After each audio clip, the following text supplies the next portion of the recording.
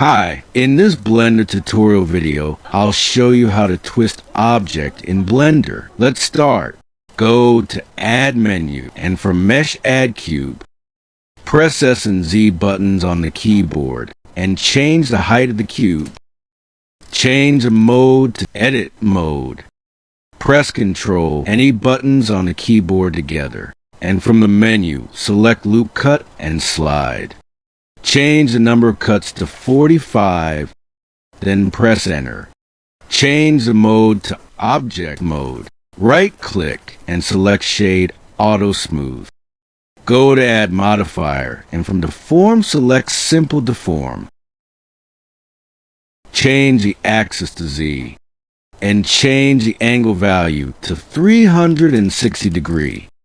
Then apply the Simple Deform Modifier and apply the Smooth Modifier. Please subscribe, like, and share. Thanks for watching. Goodbye.